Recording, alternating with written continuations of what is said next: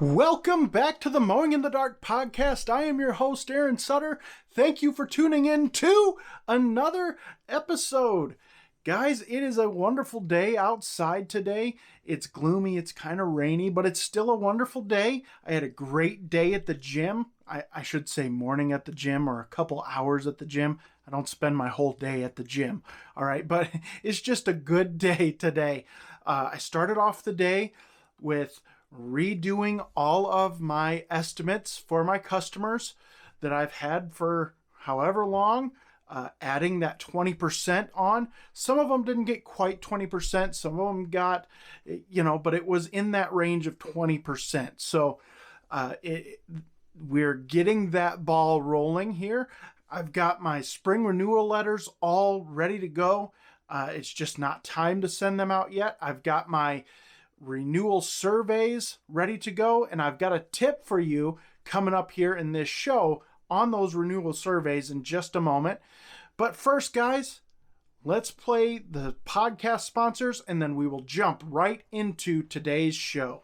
As a lawn care provider, do you want to make a year-round income? Are you worried at the end of the lawn care season because you don't know how you're going to make it through the winter? Then you need to check out the 12-month contract from mowinginthedarkpodcast.com. This is the same contract that I use to make my own year-round income. This 100% editable 12-month contract is available for only $5.99. The contract has rock-solid terms and conditions so that you're protected from all kinds of liability in lawn maintenance and snow removal. Get your 12-month contract at mowinginthedarkpodcast.com today. All right, guys, so that quick tip about the renewal surveys. Okay, so I think it was a couple episodes ago, I told you that I use SurveyMonkey to send out my renewal surveys because it's better to do electronic. I get 100% response rate when I do electronic survey. However, when I do paper, I get only about a 6% response rate. And so, with that, I went to SurveyMonkey to update my surveys, get them ready for this spring. And I found out that SurveyMonkey changed their terms of use. So now you only get 10 responses before you have to pay to use their service. It used to be 50 and now it's 10. So I went searching for a new way to send out surveys, and I found one. And it's so simple, and it's almost exactly like SurveyMonkey. So what is it? What is it I'm talking about? Google surveys or something like that. Just Google the surveys. I said that wrong. Not Google the surveys, but Google surveys. That's what I typed in, or something like that. Free surveys. All right, and Google came up. So you can. It's an app within Google, and it's free. It is completely free.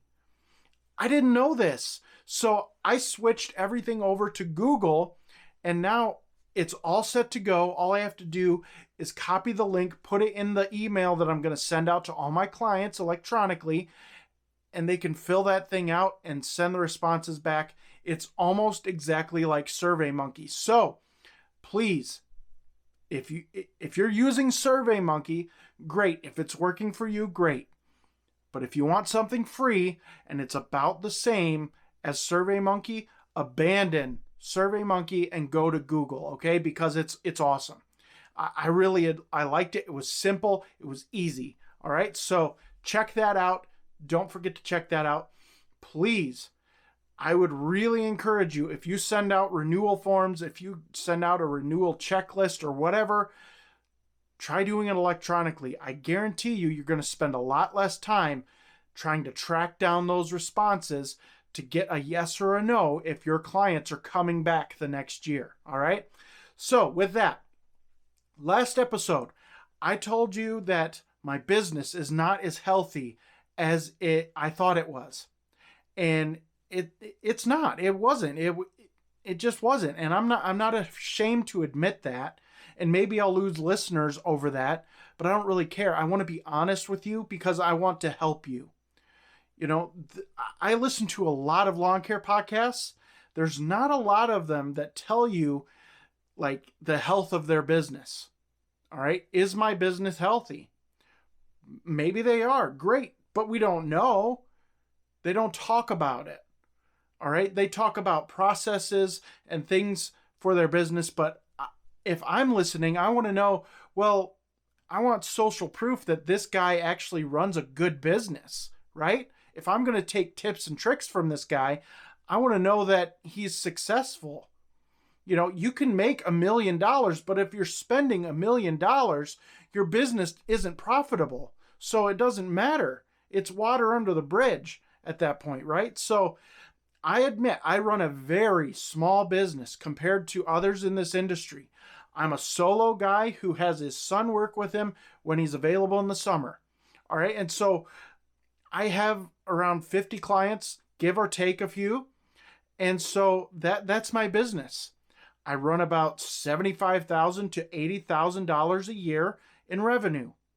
That's a small business. All right. But at the same time, I am making a profit. It's not much. It wasn't much last year. But typically I make about a 20% profit. So what am I going to do going forward from here? All right. I told you last week, if you didn't hear the episode, go back to episode 97. Listen to episode 97. My business is not as healthy as I thought it was. And listen to that. It's a short episode. It's like 20 minutes. All right.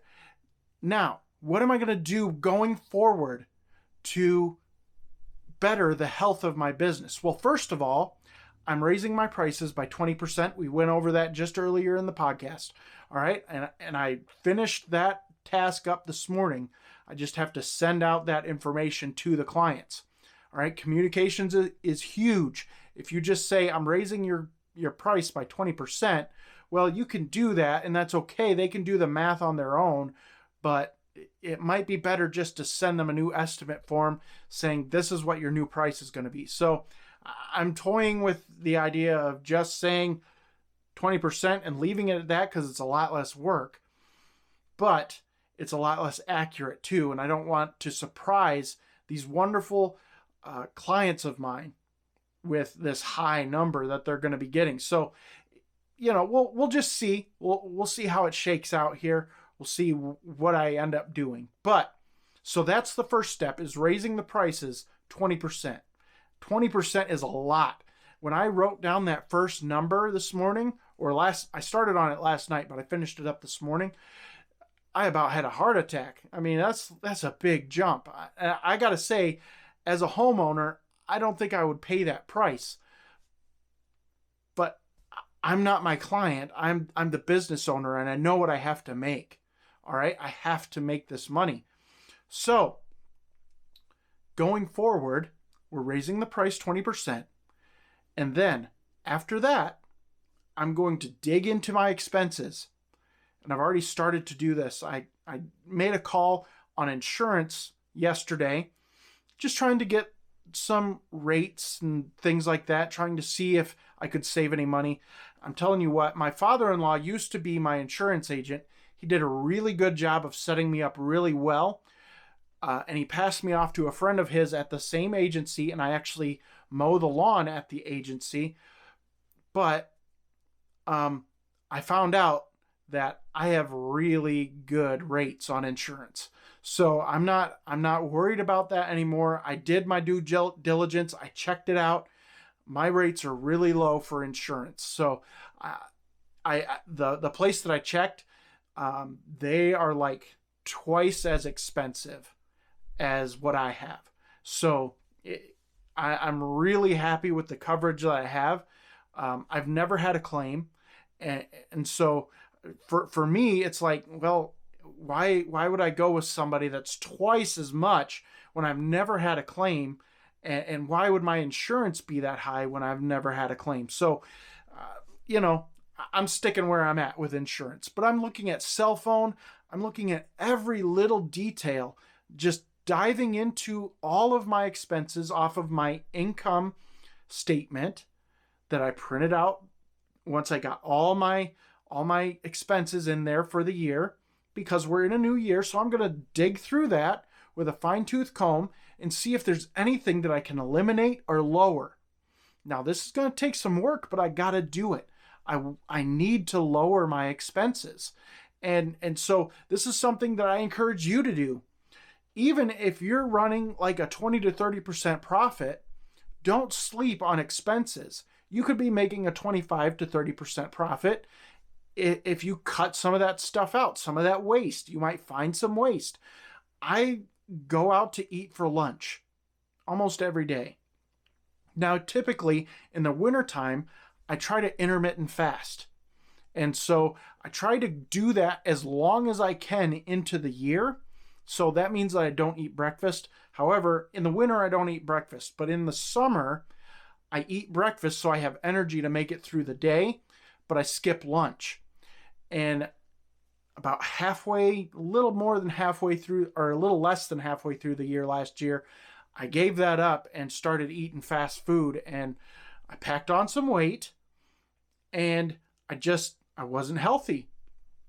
And so cutting that out this winter, again, feels good. Going to the gym feels really good. Seeing some gains, not a lot, but some gains feels really good. And so I'm going to try that again. But I'm also looking at if I get to the point where it's the heat of the summer, I just want a burger or fries or whatever, I need something to eat, because we all get to that place, then I plan to bring like a portable like camping stove, hiking stove with a pot, some water, and I'll bring like something that I can just pour water into and stir it up and eat it.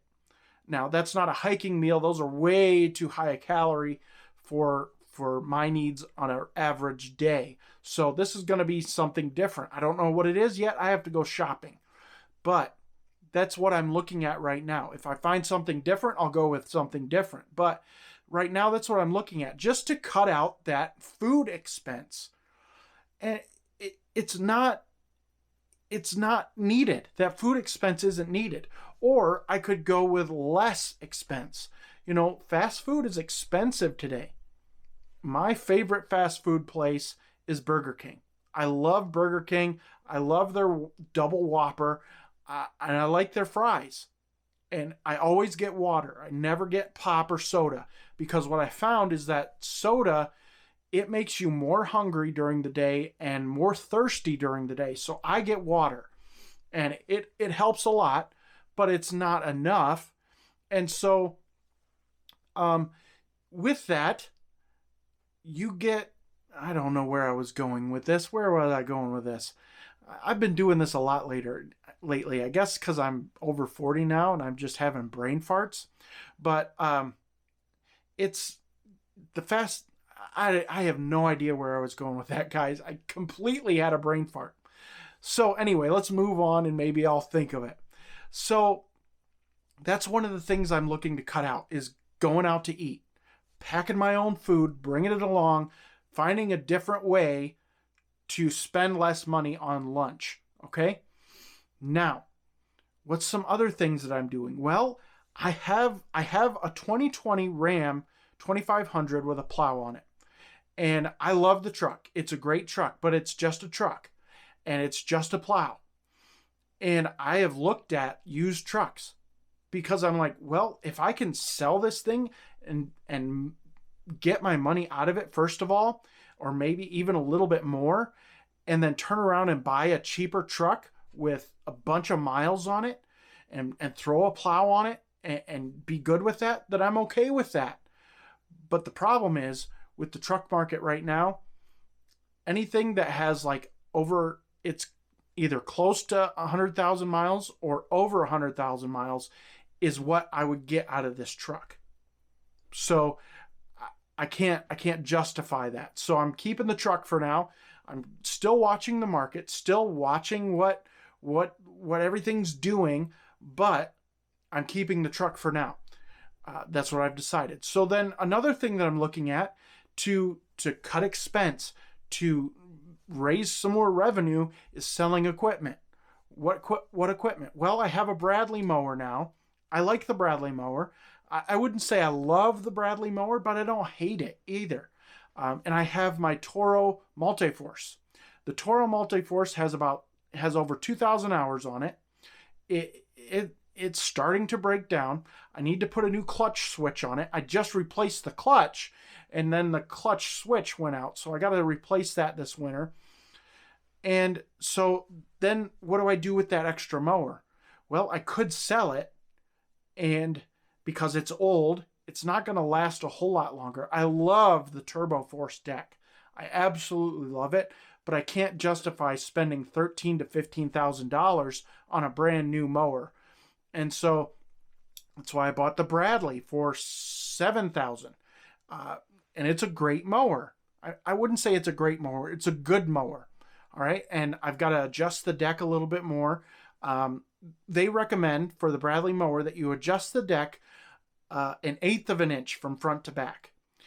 I would say it needs to be at least 1/4 inch. So I've got to change that so it cuts a little cleaner. But it does a good job. It stripes well. So we're going to be doing that. I'm going to be looking at selling equipment. I have a salter for the back of my truck that I'm not using this year because I lost that contract. Now I am bidding on a contract for next winter. It's a Pizza Hut, so I'm going to keep this salter around in case that I need it. It's paid off. It's not costing me anything just sitting in the garage. I mean, it is, but it's not. I make sure that I watch it. I take care of it. I spray it with rust inhibitor stuff, CRC. And so it's good to go. It's not deteriorating. All right. And the wiring's all in my truck and things like that. So I'm not going to sell that this year. I don't think, unless, something drastic happens where I got to sell it. I don't have a whole lot of equipment to sell, but I do have some like stick equipment that I could probably sell and get rid of, things like that. Some extra blowers I could probably get rid of. So there's things that are around that I can sell to make some money and to get that stuff out of my life. Maybe lower that insurance a little bit. I don't know, probably not, but you never know. You don't know unless you check. And so that's some other things that I'm looking at to lessen that load on my business. Bring some of that money back in. Some people say that's where you get like half of the value of your equipment is when you sell it. And so I get that. I probably waited a little too long to sell the Toro Multiforce. I probably should have done it when I thought to do it, which was at 1,600 hours, but I didn't. And so I am where I am, and that's fine. I don't want a constant mower payment, and I had just that spring, I had paid off the Toro Multiforce, and so I wanted to use it while it was paid off. And it is what it is. I don't mind that, but you live and you learn, right? And so I kept the Toro Multiforce because I love the cut. And then I went and bought the Bradley, and it's got a low payment, 0% interest. I bought it at the right time because interest rates went up soon after I bought it. And so I bought it at the right time, and it is what it is. So I'm keeping my setup the same this year as far as I know. I could come to the place where I'm like, no, we got to sell some stuff and just get clean house, clean this stuff out. Let's change things up a bit. And so that could happen just to bring a little bit of money back into the business. So that's another thing that I'm doing. All right. Now I am anticipating with the 20% hike in rates that I probably will lose a few clients. That makes me sad. And I talked about this in the last episode. That makes me sad because I love all my clients. They're great people. I've really held on to the really cream of the crop clients that I've gotten. And so some of them will stay with me even with the rate hike. Some of them will probably have to drop me because it's just too expensive. I'm out of their price range. And I get that, and that makes me sad, but I have to continue moving on. And with that, I'm going to bring on new clients, and we're going to fill the schedule at the new rate. And with this, I am really pushing my 12-month contracts this year for my clients. So the way I'm doing this is that I have decided that I'm not going to be doing snow removal for anyone unless they are on the 12-month contract. Now, why am I doing this? Well, there's two reasons. One, I just don't really like doing residential snow removal all that much. And two, this helps me get year-round income.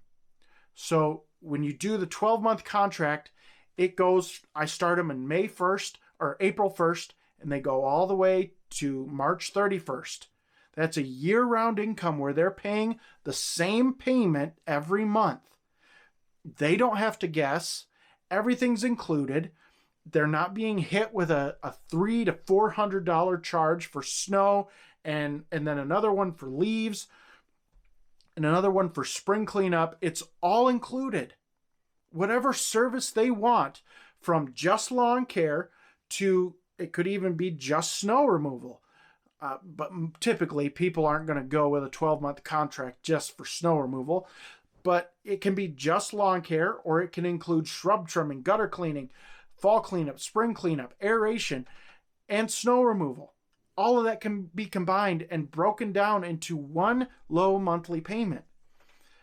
The reason I say low monthly payment is because you have that block of 6 months, at least here in the north, where we're not working much. That's just when we do snow removal. So now they're paying these payments all through that time. That gives me cash flow.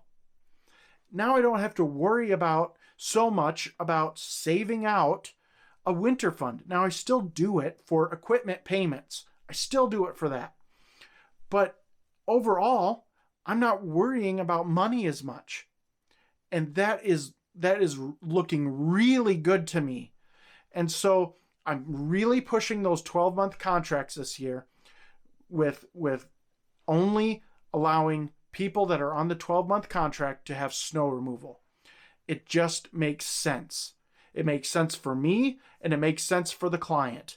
All right, and then we're going with what other thing was there? I'm trying to remember back to my spring renewal letter. There was something else. Oh, yes. I'm also pushing credit cards on file. So the way I've done billing in the past is everyone was on a prepay schedule.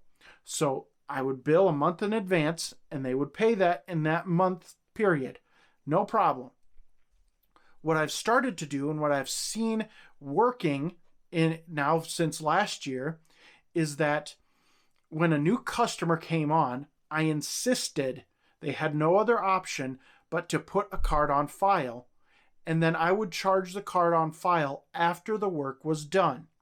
So what I'm doing now, because billing can be confusing, so I'm just encouraging people to switch from prepay billing to billing after the work is done, but I will only do that if they put a credit card on file, which I can charge on the first of every month following the completed work. And so I'm hoping that will get people to switch over. If it doesn't, that's fine. That's completely fine. I don't care anymore at this point. But I want those cards on file because it makes cash flow easy. It makes billing easy. It eliminates questions. And especially with the 12-month contract, it is seamless. There's never any question of what they're going to pay. They always know what they're going to pay. And it's a beautiful thing. And I love it. That's why you're seeing some ads on Instagram, on this podcast, for the 12-month contract that I have available, because it just works so well to create that year-round income and eliminate so many frustrations for the client. Whether it's the large bills when it comes to snow removal and fall cleanup and spring cleanup and aeration, or whether it's the frustration of not being able to budget because you don't know what fall cleanup's going to cost. You don't know what snow removal's going to cost. And so now they can budget. They can budget their life a little bit better. It's like a car payment. It's a simple car payment. You know exactly what you're going to spend. And so you can budget. Now, I know a lot of people don't budget, and I don't understand why, but a lot of people don't. So they don't care. They don't know.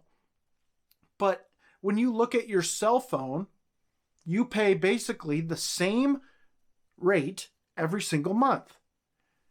I want to do the same thing with the 12-month contract for my clients so that it is seamless for them. They don't have to worry. And in turn, I don't have to worry about money because my bills are paid through the entire year. So those are the things that I am doing this year to rectify some of the mistakes that I've made in business. Now, last year wasn't necessarily mistakes, but it was a mistake because I needed to raise my rates 20% instead of 10%. But that's water under the bridge. Now I'm fixing it this year, and hopefully fixing it, unless we have a crash or something. But I'm working to fix these problems. And as these problems come up this year, I'm going to fix them and work on them. Because last year I didn't do it because I was burned out. I didn't want to be doing lawn care. I just didn't. I didn't want to be doing it. I didn't want to be outside doing it. I was done. And this year I feel energized. I feel ready. I feel energized to get back out there and do it again. And that might change a month in, but right now that's where I'm at. And so I want you guys to be encouraged that there is hope. If you made some mistakes last year, if you made some mistakes and business did not go like you wanted it to, your season didn't go like you wanted it to, there's hope. You can change it because you order the business. You order the way your business goes. And so there is hope that you can make changes to your business that are going to affect your bottom line and your top line and your profit. And you are going to be better this year than you were last year. So that is the hope that I have going into next year. All right, guys, thanks for listening to this episode. Again, don't forget about that 12-month contract. Go check it out at mowinginthedarkpodcast.com. Get yours today. It's $5.99, not $599. It's $5.99. The reason I priced it at this is because I want it to be accessible to you. Even if you just use it to get ideas and make your own. I don't care. Do it. It's completely customizable. And I want you to be successful. That's why it's $5.99. All right, guys, that's it for this episode. Thank you for listening, and I will see you in the next episode.